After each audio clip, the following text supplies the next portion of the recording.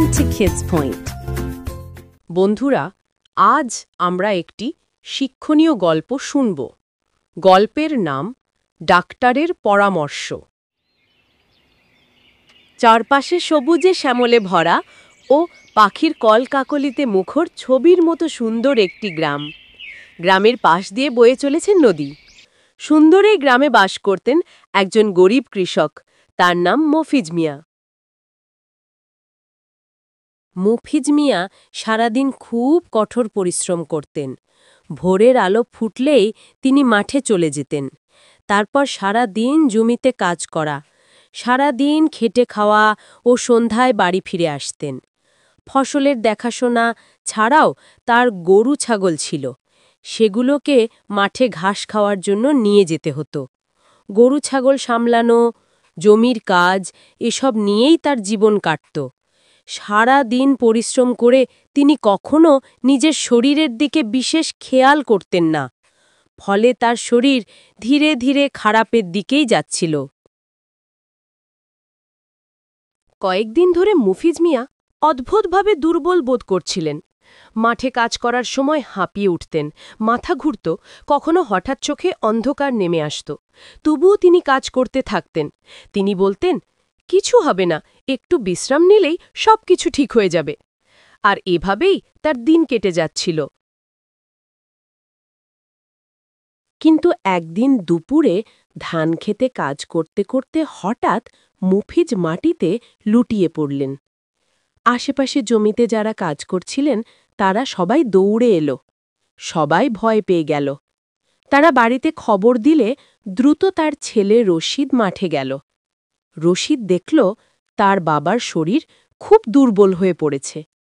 সে চিকিৎসার জন্যে তার বাবাকে শহরে নিয়ে যাবার সিদ্ধান্ত নিল।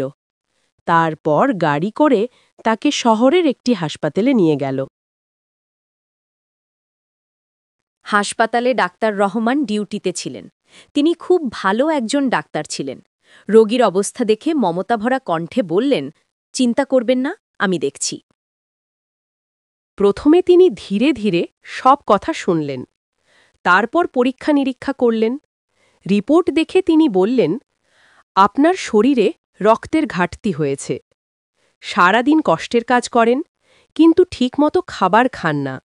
এতে শরীর দুর্বল হয়ে পড়েছে।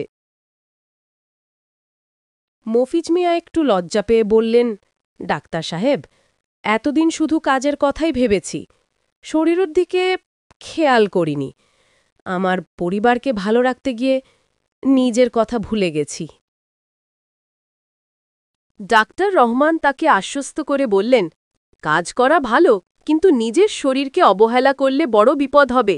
নিয়মিত সবজি, ডাল, ফল, মাছ আর দুধ খাবেন। বেশি তেল মশলাযুক্ত খাবার এড়িয়ে চলবেন। আর সবচেয়ে বড় কথা, বিশ্রাম নিতেই হবে। প্রতিদিন অন্তত কয়েক ঘন্টা শান্তিতে ঘুমান। নিয়ম মেনে চললে আপনি খুব দ্রুত সুস্থ হয়ে উঠবেন। ডাক্তার শুধু ওষুধ দিলেন না, খাবারের তালিকাও লিখে দিলেন। মফিজকে বারবার বুঝিয়ে বললেন, শরীরই হলো সবচেয়ে বড় সম্পদ। শরীর ভালো থাকলেই কাজ হবে, পরিবারও সুখে থাকবে। মফিজ মিয়া ডাক্তারকে কৃতজ্ঞতা জানালেন। তারপর ছেলেকে নিয়ে হাসপাতাল থেকে বাড়ি ফিরে গেলেন।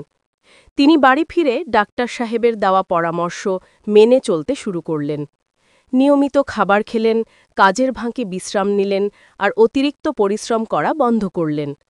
সকল নিয়ম মেনে চলার জন্যেই কয়েক সপ্তাহের মধ্যেই তিনি আবার আগের মতো শক্তি ফিরে পেলেন। সুস্থ হয়ে যাওয়ার পর মফিজ মিয়া গ্রামের সবাইকে বলতেন, বন্ধুরা, শরীর খারাপ হলে অবহেলা করো না, সময় মতো ডাক্তার দেখাও। ডাক্তার শুধু ওষুধই দেন না, ভালো পরামর্শও দেন। আর শরীরের যত্ন নিলে জীবন সুখী হয়। এরপর থেকে গ্রামের মানুষরা মফিজের কথাই অনুসরণ করতে লাগল। কেউ অসুস্থ হলে তারা দ্রুত শহরে গিয়ে ডাক্তারকে দেখাত। আর গ্রামের সবাই বুঝল, শরীরের যত্নই আসল যত্ন। এই গল্পটা শিশুদেরও শিখায় যে ডাক্তারদের পরামর্শ মানলে আর শরীরে যত্ন নিলে আমরা সুস্থ থাকতে পারি।